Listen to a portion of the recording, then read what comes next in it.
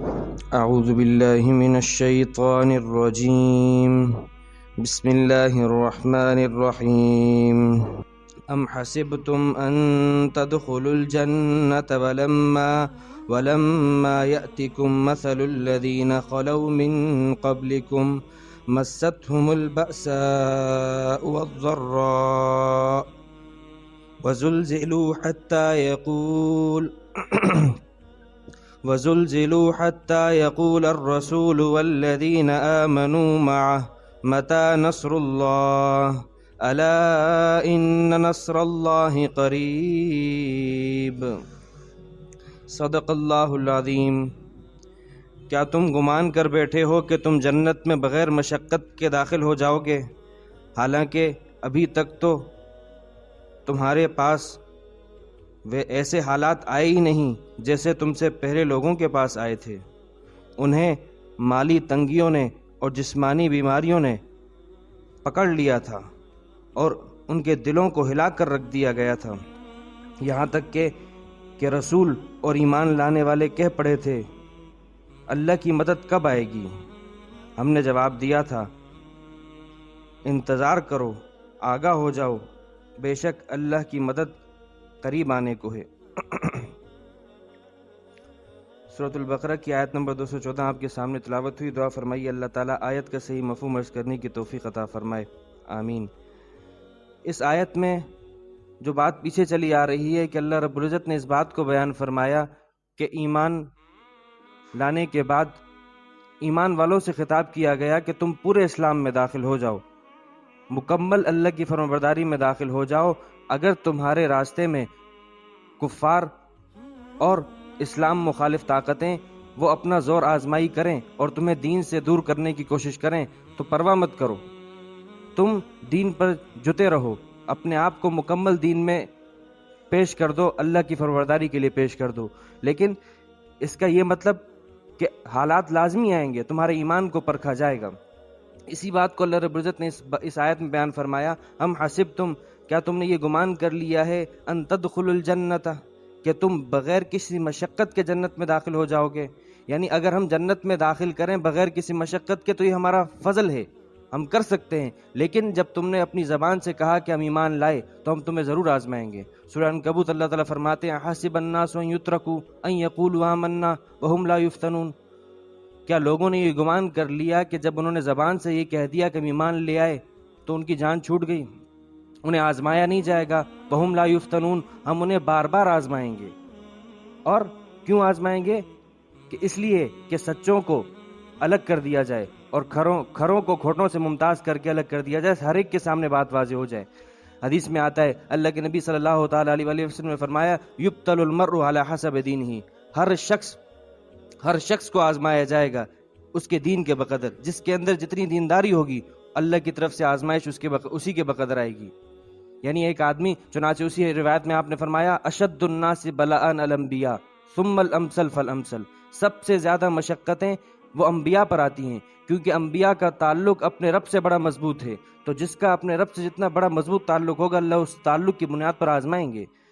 ہر نبی کو اللہ نے آزمایا ہے، ہر نبی کے اوپر مصیبتیں آئی ہیں، ہر نبی کے اوپر، لیکن وہ مصیبتیں ان کے تعلق کو اللہ کے ساتھ مزید ترقی دیتی رہیں۔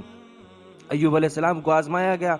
انہیں ان کی جان مال ہر چیز کے ذریعے سے آزمایا گیا، ان کی اولاد ہر ایک چیز ان کے سامنے ہلاک ہوتی گئی، لیکن وہ تھے کہ اللہ اپنی زبان پر اللہ کا شکر ہی تھا، صبر ہی کرتے رہے۔ بالآخر جب اپنی بیماری انتہا کو پہنچی تو رب سے جو شکایت کی، کیا رب انی مسنی الضر وانت ارحم الراحمین، اے میرے رب میرے جسم میں مجھے ایک بیماری آ پڑی ہے، آپ بڑے رحم کرنے والے ہیں۔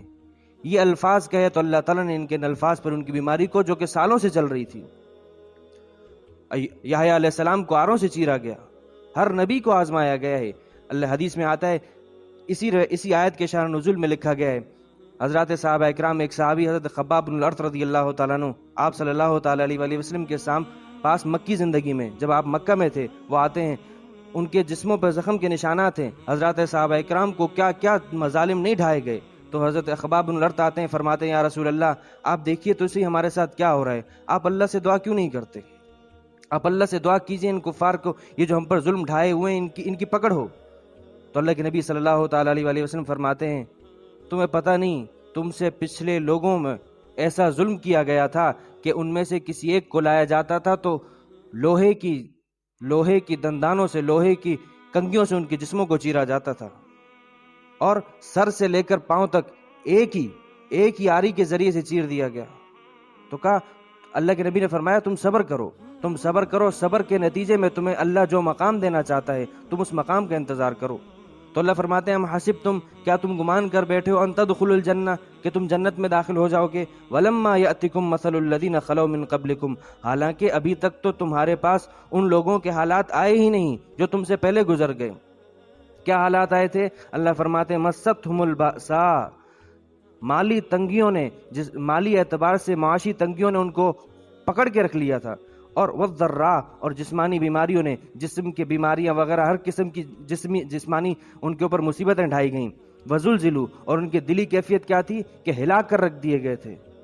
یعنی ان کو اس بات کا انتظار تھا کہ ہم سے اللہ نے وعدے کیے ہیں لیکن ابھی تک وعدے پورے نہیں ہوئے۔ تو اس اتنی سخت کیفیت تھی کہ اس سخت کیفیت میں اللہ فرماتے ہیں اتنی سخت کیفیت تھی حتی یقول الرسول، کہ رسول اور ان کے ساتھ ایمان لانے والے یہ کہنے پر مجبور ہو گئے تھے، اتنی دل کی بے قراری تھی۔ کیا کہا تھا؟ متی نصر اللہ، اللہ کی مدد کب آئے گی؟ یہ کسی شک کی بنیاد پر نہیں، نبی کو شک نہیں، لیکن اس وقت کی کہ اللہ نے یہ وعدہ کیا ہے کہ مدد آئے گی، لیکن بتایا نہیں مدد کب آئے گی۔ اللہ نے بتایا کہ تم کفار پر غالب ہوگے، لیکن یہ بتایا نہیں کہ تم کب غالب ہوگے۔ تو اس بے چینی اور بے قراری کی کیفیت میں مدد مانگنے کے لیے اللہ سے کہا متی نصر اللہ، اللہ کی مدد کب آئے گی؟ یہ بہت بڑی، یعنی ایک نبی کی آزمائش اور ان کے امتیوں کی آزمائش کو اللہ تعالیٰ نے بیان فرمایا ہے۔ اور اللہ نے کیا، ہم نے کیا جواب دیا؟ الا ان نصر اللہ قریب، تم آگاہ ہو جاؤ، تم کان کھول کر سن لو کہ تم اپنے آپ کو تم نے ایمان لانے کے بعد اللہ کے آگے پیش کیا ہے، تو اب تم صبر کرو، ہماری مدد آئے گی اور آئے گی تو ایسی آئے گی۔ چنانچہ حضرات صحابہ کرام غزوہ بدر کے موقع پر 313 سامنے 1000 کا لشکر، صرف 2 گھوڑے ہیں، چند تلواریں ہیں، جو اونٹ موجود ہیں ان میں باری باری سفر کر کے گئے ہیں کہ اتنے سخت قسم کے، اور وہ سامنے کیل کانٹے سلیس۔ قرآن کریم نے سورۃ الانفال میں پورا منظر پیش کیا ہے کہ تمہارا دل نہیں تھا، تم چاہتے تھے کہ ہمارا ان سے مقابلہ نہ ہو، لیکن ہمارا مقصد یہ تھا کہ اسلام اور کفر کا یہ پہلا معرکہ ہے، لہٰذا اس پہلے معرکے میں ہم ایسی شکست دیں کفار کو اور مسلمانوں کو ایسا غلبہ دیں کہ دنیا یاد رکھے۔ اللہ نے فرمایا ہم تمہارے نہ چاہتے ہوئے نے تمہارا ٹاکرا کروا دیا، اور پھر کیسی مدد آئی؟ بارش بھی اتر رہی ہے اور پھر فرشتے بھی اتر رہے ہیں۔ فرشتے کیسے اترتے ہیں؟ فرشتے اترتے ہیں 5000 فرشتے۔ حضرات صحابہ کرام فرماتے ہیں کہ ہم تلوار اٹھاتے ہیں لیکن ہمارے اٹھانے سے لگنے سے پہلے کافر خود گر جاتا۔ ہم تلواروں کو اوپر سے، قرآن کریم نے خود کہا فَضْرِبُوا فَوْقَ الْأَعْنَاقِ، اللہ نے فرشتے بھیجے اور اس لیے کہ ایمان والوں کو تسلی دو اور ان کی ہمت بڑھاؤ، یعنی اللہ نے یہاں تک کی مدد۔ اور پھر مختلف مواقع پر تو اللہ تعالیٰ نے سورہ احزاب میں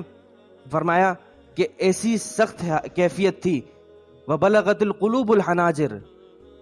کلیجے منہ کو آ گئے تھے، وَإِذْ جَاءُوكُم مِّن فَوْقِكُمْ وَمِن تَحْتَ وَمِنْ أَسْفَلَ مِنْكُمْ، تمہارے آگے سے بھی، یعنی آگے سے مراد اس وقت 12000 کا لشکر اور پیچھے سے بنو قریظہ کے یہودی، یعنی 12000 کا لشکر جو کہ لڑنے کے لیے آیا ہے، اور خود مدینہ کی آبادی اس وقت مردوں عورتوں بچوں سب کو ملا کر 3000 تھی، جس میں لڑنے والے تو اور بھی بہت کم ہوں گے۔ تو 12000 لڑنے کے لیے آئے ہیں ان لوگوں میں جن کی کل آبادی 3000 ہے۔ تو اللہ فرماتے ہیں وَإِذْ زَاغَتِ الْأَبْصَارُ، تمہاری آنکھیں پھر گئی تھیں کہ اب کیا ہوگا، وَبَلَغَتِ الْقُلُوبُ الْحَنَاجِرَ، تمہارے کلیجے تمہارے منہ کو آ گئے تھے، وَزُلْزِلُوا، اور تمہیں ہلا کر رکھ دیا گیا تھا، اس لیے کہ اللہ تعالیٰ یہ آزمانا چاہتا ہے کہ وَلَيَعْلَمَنَّ الَّذِينَ صَدَقُوا وَلَيَعْلَمَنَّ الْكَاذِبِينَ، کہ جو سچا ہے اس کو بھی سب کے سامنے پیش کر دیا جائے اور جو جھوٹا ہے وہ بھی سب کے سامنے واضح ہو جائے۔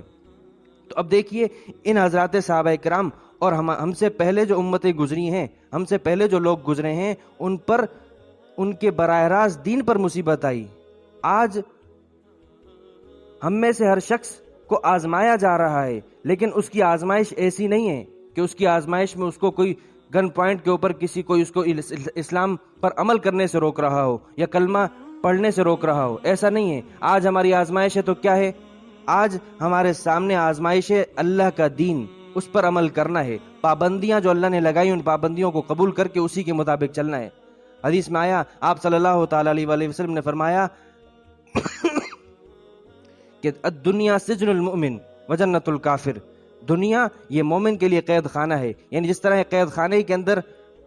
قیدی کے اوپر پابندیاں ہوتی ہیں، اس طرح جس نے اسلام کا کلمہ پڑھا تو اس کو آزمایا جائے گا، وہ پابندیوں میں ہوگا، باقی جو کافر ہے وہ آزاد ہے، اس کے لیے یہ دنیا ہی جنت ہے، لیکن مومن کے لیے دنیا جنت نہیں ہے، اس کے لیے پابندیاں ہیں، قید ہیں، اس کو کئی چیزوں کو کرنے کا کہا گیا ہے، کئی چیزوں سے بچنے کا کہا گیا ہے، یعنی مالی معاملات میں آپ نے اپنے آپ کو بالکل صاف رکھنا ہے، کسی سود، جھوٹ، بد دیانتی، رشوت، ہر ایک سے بچنا ہے، اور یہ ہر ایک کے مواقع ابھر ابھر کے آپ کے سامنے آئیں گے، لیکن آپ کے لیے آزمائش یہ ہے، میرے لیے آزمائش یہی ہے کہ میں ان سے بچوں۔ اور اسی طریقے سے نماز بہت بڑی آزمائش ہے، بہت بڑی آزمائش ہے، فجر کی نماز، عشاء کی نماز، عصر کی نماز، آپ صلی اللہ تعالیٰ علیہ وسلم نے فرمایا کہ جس شخص کی عصر کی نماز فوت ہو گئی، ایک عصر کی نماز فوت ہو گئی، تو یوں سمجھو کہ اس کا پورا مال، اس کی پورا اہل و عیال اس سے ہلاک ہو گیا، اتنی بڑی بات۔ لیکن آج یعنی ہمارے سامنے آزمائش ہے تو دین پر عمل کرنے کی ہے، دین ہمارے سامنے کوئی براہ راست رکاوٹ، کوئی ہمارے اوپر روکنے والا نہیں ہے تو صرف دو روکنے والے ہیں، ایک شیطان اور ایک دوسرا ہمارا نفس۔ ہمارا مقابلہ، ہماری آزمائش اسی سے ہے، تو ہم نے ان کا مقابلہ کر کے، شیطان کا مقابلہ کر کے، نفس کا مقابلہ کر کے ہی ان کا مقابلہ کر کے ہم نے دین پر عمل کرنا ہوگا، تو ہم جنت میں داخل ہوں گے۔ باقی اللہ اپنے فضل سے داخل کر دے تو یہ عقل مندی نہیں ہے۔ حدیث میں آیا آپ صلی اللہ تعالیٰ علیہ وسلم نے فرمایا الکیس من دان نفسہ وعمل لما بعد الموت، عقل مند وہ ہے جو اپنے نفس کو تابع بنائے شریعت کا اور آخرت کے لیے کام کرے، اور والعاجز، عاجز اور کمزور وہ ہے جو عمل نہیں کر رہا، وتمنا علی اللہ، اور اللہ پر امید باندھے ہوئے۔ یعنی یہ ایک عجیب بات ہے کہ اگر دنیا میں بھی کوئی آدمی رحیم ہو، کوئی شفیق ہو، تو کیا اس کی شفقت کو اور اس کی رحمت کو آزمایا جائے گا؟ یہ اس کا اور خیال کیا جائے گا کہ اس کی جو آدمی جتنا رحیم ہوتا ہے اس کی جب پکڑ ہوتی ہے اتنی سخت ہوتی ہے، تو اللہ رحیم ہے لیکن اللہ کی جب پکڑ آئے گی وہ بھی انتہائی سخت ہوگی۔ ان عذابی لشدید